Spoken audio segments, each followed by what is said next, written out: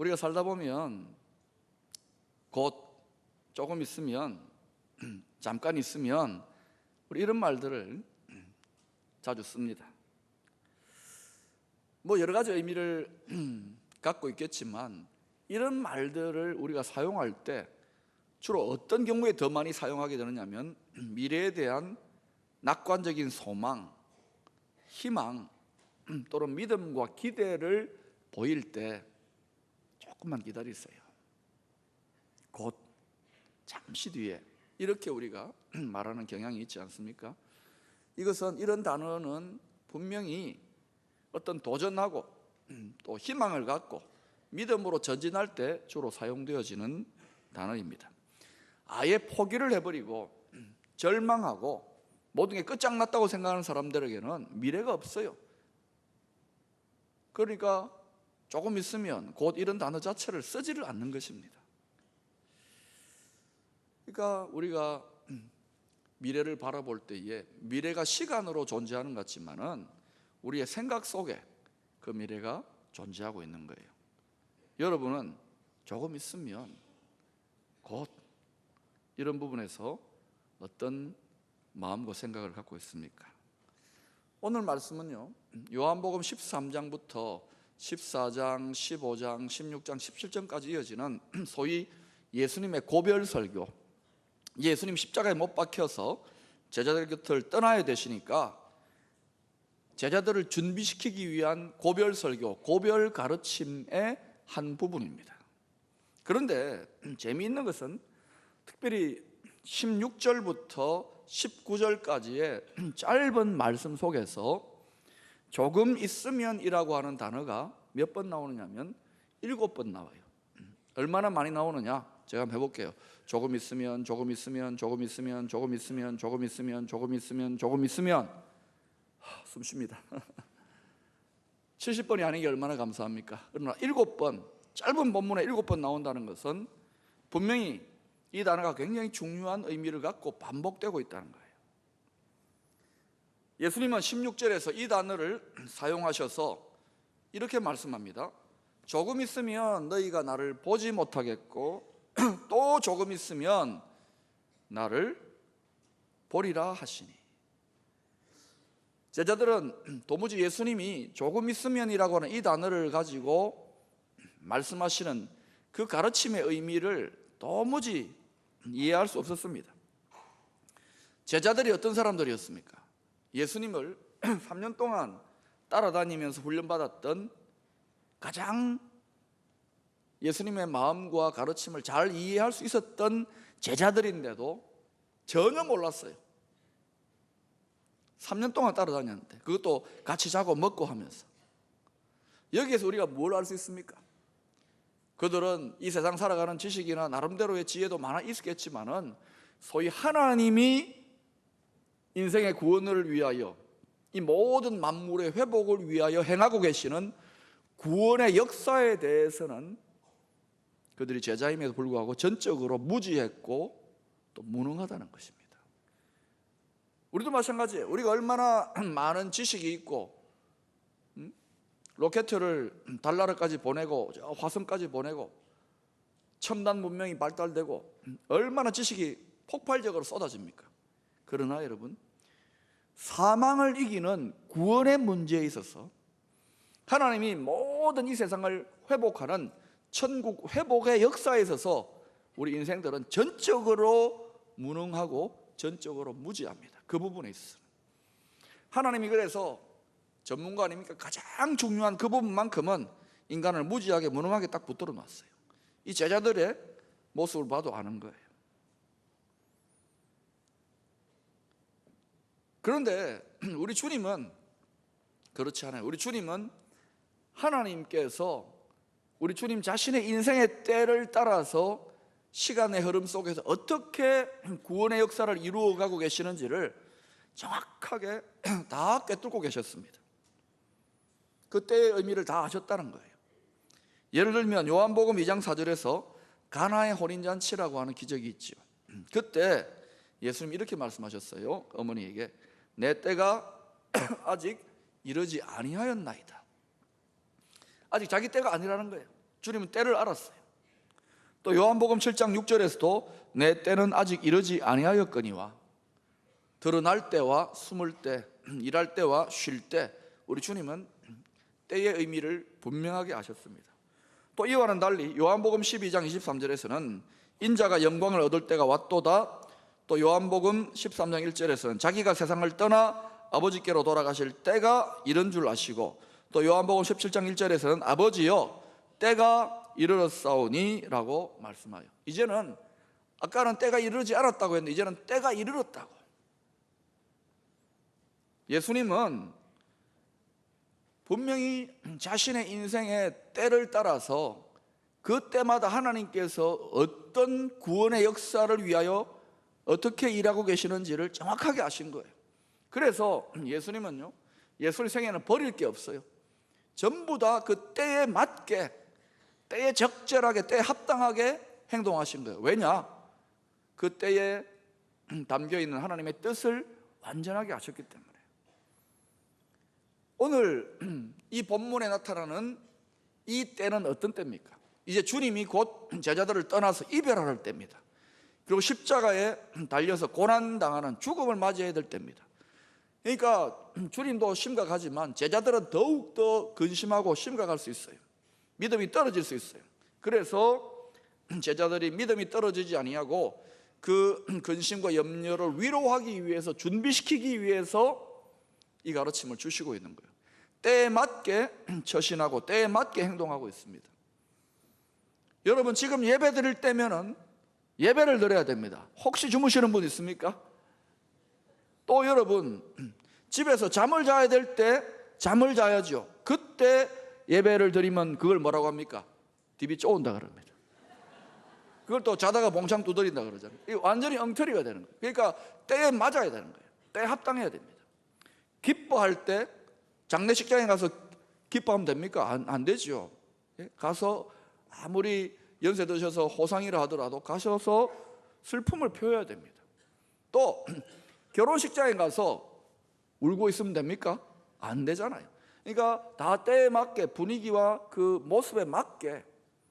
그래서 지금 내 인생의 때의 의미를 알아야 되는 거예요. 지금 내 인생의 때에는 하나님의 내 인생을 향한 구원의 계획 속에, 또 하나님께서 모든 이 우주 만물을 회복하기 위한 구원의 역사 속에 어떠한 때에 있는가, 그리고 그 때를 분별하면 나는 어떻게 살아야 되겠는가, 이것을 아는 게 지혜인 거예요.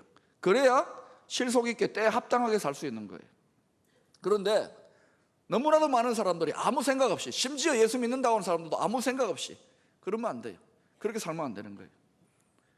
그렇다면 주님이 조금 있으면이라고 하는 이 단어를 사용하시면서 제자들에게 가르쳐 주시기를 원하시는 내용이 뭘 것 같습니까? 먼저는 조금 있으면 내가 너희 곁을 떠난다고 하시지 않았습니까? 너희가 나를 보지 못한다. 이 말씀은 우리 쉽게 이해할 수 있어요.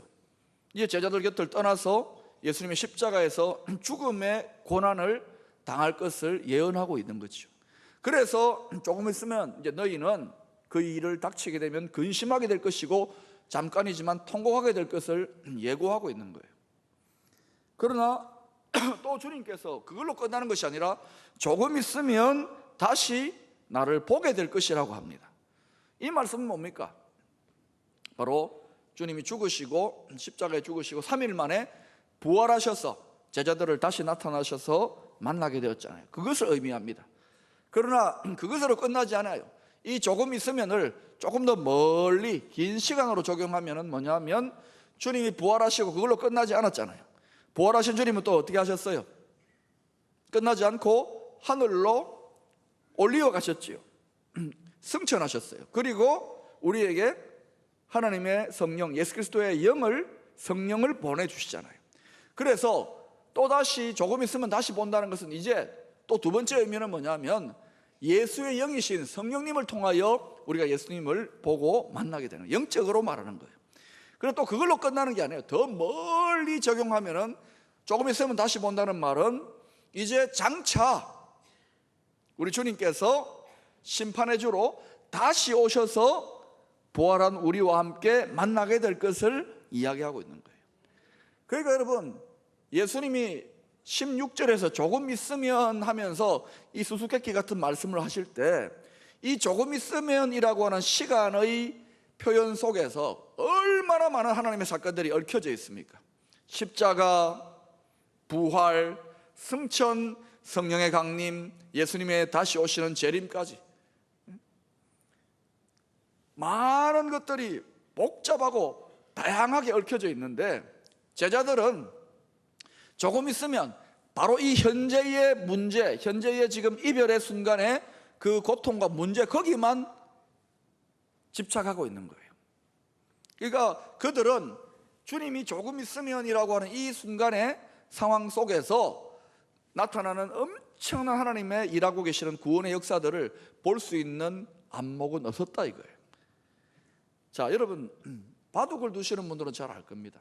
바둑의 고수들은요, 바둑 다 두고 난 다음에 경기에 승패가 나고 난 다음에 복기라고 하는 프로 바둑 기사들은 복기를 해요. 복기가 뭐냐면 거꾸로 자기가 둔 바둑을 거꾸로 끝에서부터 처음 두는 데까지 거꾸로 기억해내 가지고 자기 반성을 하고 요때 이렇게 뒀어야 될 걸 하고 그렇게 거꾸로 훈련하는 거예요. 그게 어떻게 가능합니까? 대단한 고수들은 그렇게 하는 거예요. 그리고 실제 고수들은 일반 하수들과 달리 적어도 바둑 수를 둘 때에 한 9수 정도 앞을 내다본다고 합니다. 그리고 상대방이 드는 수에 따라서 자기가 선택할 수 있는 그러한 수들을 다 계산을 하면서 두는 거예요. 그러니까 고수지요. 그럼 하수들은 어떻습니까? 당장에 그냥 상대방의 전략에 따라서 자기 한 수 두는데도 쩔쩔 매는 거예요.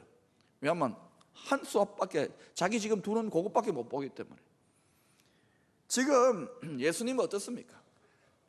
이 때에 관련되어진 하나님의 구원의 모든 역사에 하나님의 수들을 다 내다보고 계시는 거예요. 다 알고 계시는 거예요. 꿰뚫고 계시는데 제자들은 어때요? 하수니까 그냥 지금 한 수에 집착해가지고 지금 주님과 이별하고 주님이 십자가에서 죽으신다는 이 사실에만 매여가지고 쩔쩔 매고 있는 거예요. 이제는 끝장났나 보다. 근심이 가득해요. 최절정 고수와 지금 하수가 지금 대화를 하고 있는 거예요. 그러니까 어떻게 고수의 입장을 하수들이 이해하겠습니까? 그러니까 6절에 나타나는 바와 같이요, 제자들이 곧 일어날 주님과의 이별에 대해서 그 이야기를 들었을 때 심히 근심했습니다. 도리어 내가 이 말을 함으로 너희 마음에 어떻게 했다고요? 근심이 가득했다. 지금 제자들의 마음 상태가 어떠냐? 근심이 꽉 들어찼어요. 왜 제자들이 이렇게 근심이 가득합니까? 무지해서, 몰라서 수를 멀리까지 내다보지 못하고 오직 자기 눈앞에 있는 그 한 수만 바라볼 수 있었던 거예요. 이 당면한 문제, 이 당면한 시간만 보는 거예요. 그러니까 그것밖에 안 보이니까, 그것밖에 생각 못하니까 이야 슬프다, 괴롭다, 죽겠다, 끝장났다, 근심이 가득했던 거예요. 여러분 혹시 우리는 이런 식으로 신앙생활하고 있지는 않습니까? 왜 우리가 두려워하고, 왜 우리가 근심하고, 심지어 어떨 때 하나님 없다 그러고, 왜 기분 따라서, 감정 따라서, 눈에 보이는 것 따라서 우리 믿음이 춤을 추는지 아십니까? 겨우 지금 눈에 보이는 이 한 수, 이 문제 여기에만 집착하는 거예요. 그런데 하나님은, 또 주님은 어떻습니까? 그 한 수를 통해서 우주를 경영하시고 우리 인생 전체를 구원하시기 위하여 일하고 계시는 거예요. 조금 있으면 하신 이 말씀의 의미를 더 깊이, 더 크게 제자들이 깨닫지 못한 것입니다. 그러나 주님은 수를 다 내다보고 계셨어요. 하나님의 일하시는 역사의 수를. 그래서 7절에서 이렇게 말씀하십니다. 그러나 내가 실상을 말하노니 내가 떠나가는 것이, 다시 말하면 십자가에서 못 박혀 죽는 것이 너희에게 뭐라고 합니까? 유익이라. 좋은 일이라는 거예요. 그게 왜냐하면 내가 떠나가지 아니하면 보혜사 성령님이 너희에게로 오시지 아니할 것이요, 가면 내가 그를 너희에게 보내리니. 예수님이 십자가에 못 박혀 돌아가신 것이 왜 우리에게 유익이 되느냐면, 이제는 예수 그리스도의 영이신 성령님이 우리 안에 들어오시기 때문에. 할렐루야. 그래서 유익인 거예요. 그래서 제자들은 이별했다고 막 고난당한다고 근심하고 두려워하고 슬퍼하는데도 주님은 그렇게 하지 않는 거예요. 앞으로 하나님이 행하실 구원의 역사들의 전개 과정을 다 내다보고, 미리 내다보고 근심하지 말라는 거예요. 유익하다는 거예요. 오히려 잘 될 거라는 거예요. 안심하라는 거예요. 그러니 여러분, 지금 여러분이 인생의 힘든 문제, 죽을 것 같고 힘들고 어려운 문제에 시달리는 분이 있습니까? 여러분은 무지하고 여러분은 무능하더라도 우리 하나님은 무지한 분이 아니고 무능한 분이 아닌 줄로 믿습니다. 그 하나님이 계속해서 일하신다면 요 앞에, 눈앞에, 코앞에 있는 한수만 바라보지 마시고 하나님의 일하시는 멀리까지 내다볼 수 있는 그러한 지혜를 얻기를 기도하시기를 바랍니다. 이 성숙이 있으면 막 바닥바닥바닥 하지 않습니다. 막 이거 잘 되면 해, 그리고 이거 안 되면 막 낭치하고 그러지 않는다고요. 묵직한 거예요. 멀리 내다보는 거예요. 그래서 주님은 22절에서 유익이라고 했기 때문에 제자들에게 이렇게 권면합니다. 지금은 너희가 근심하나, 지금은 분명히 너희가 좀 근심할 수밖에 없겠지. 그러나 내가 다시 너희를 보리니 너희 마음이 어떻게 될 거라고요? 기쁠 것이요 너희 기쁨을 빼앗을 자가 없으리라. 부활하신 주님을 만나게 되고 또 승천하시고 성령을 보내주셔서 예수의 영으로 성령을 통하여 예수님과 교제하게 되고 또 역사의 전개 과정에 어떤 때에 주님이 이제 마지막 때 오셔서 심판의 주로, 재림의 주로 우리를 또 다시 신랑 되신 주님을 우리가 만나게 될 것이기 때문에 이 기쁨을 빼앗을 수 없다. 할렐루야. 빼앗기지 않는다고 했어요.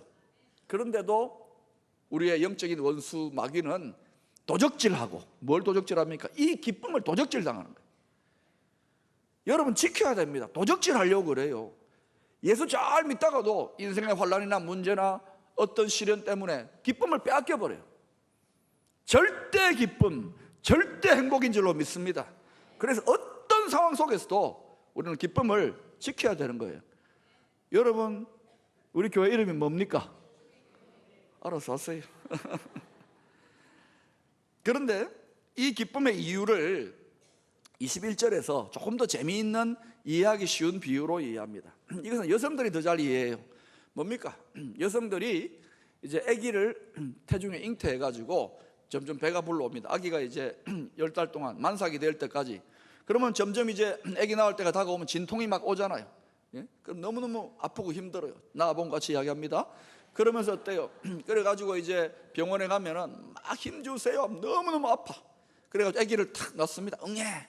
아기가 딱 태어나는 순간 어때요? 그 모든 아픔과 괴로움들 다 잊어버립니다. 왜? 아기가 방글방글 웃고 뭐 울고 이러는 모습이 너무 황홀하고 너무 좋은 거야. 야, 정말 작품이다. 예, 지 닮았지요?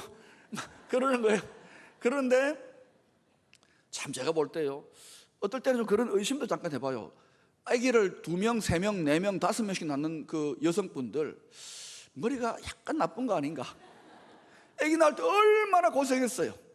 그런데 또 낳아요. 아마 건망증이 있으신가? 그건 아니겠죠. 왜? 아기를 얻게 될 때 그 기쁨이 너무 큰 거야. 낳을 때 산통을 잊어버리는 거예요. 이런 기쁨, 이것을 빼앗기지 않는 이런 기쁨을 갖게 된다 이것이죠. 그것이 바로 하나님이 우리 가운데 일하고 계시는 구원의 역사의 과정인 거예요. 여러분, 도미노라는 거 아시죠? 탁 치면 차차차 넘어가는 거. 마치 예수님이 십자가의 죽으심으로 말미암아 도미노에 처음 조각을 딱 친 것처럼 탁탁탁탁탁탁 하나님의 구원의 역사가 계속해서 연속적으로 일어나는 거예요.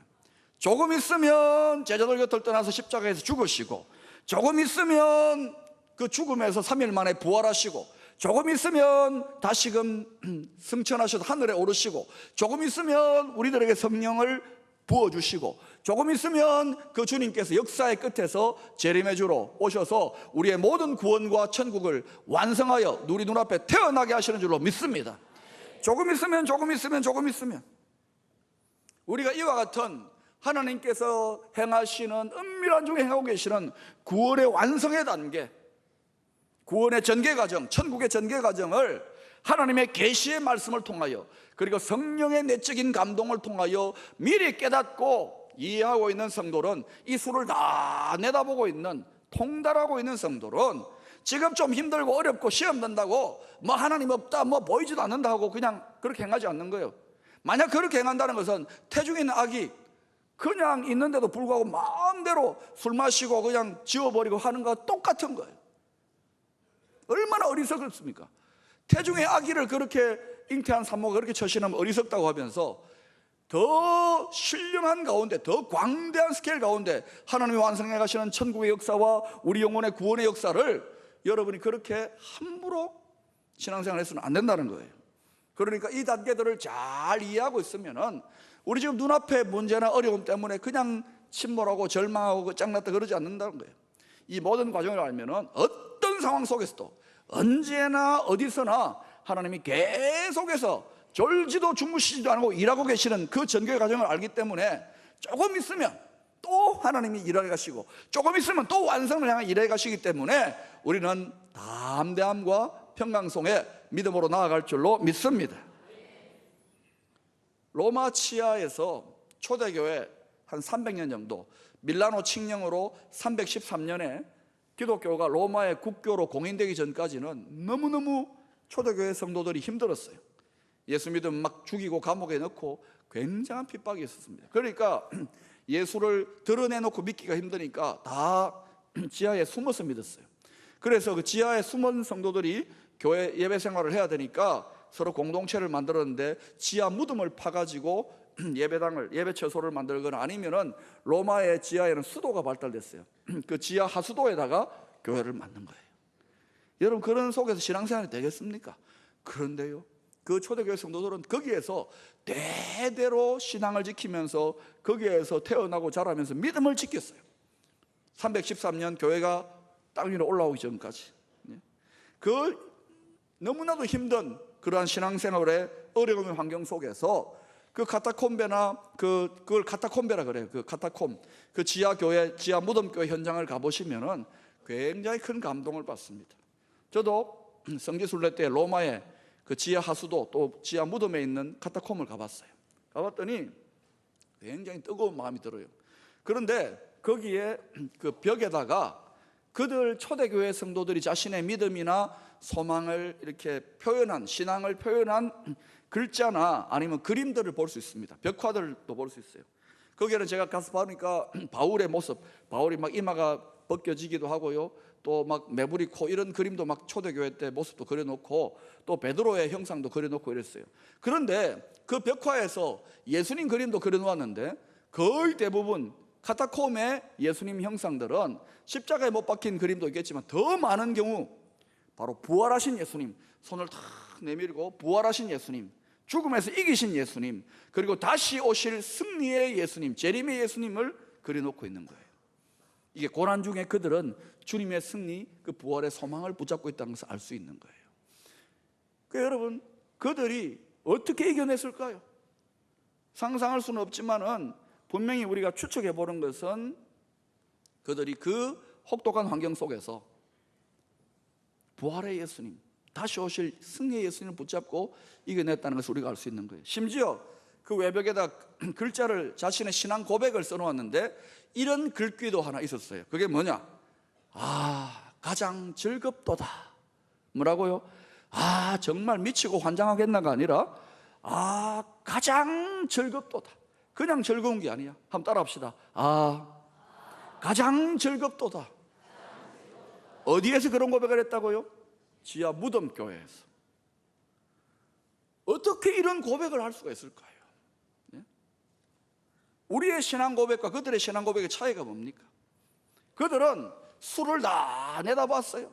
지금은 이렇게 지내지만은 순식간에 지나가고 하나님의 구원의 역사는 계속 이루어진다는 거예요.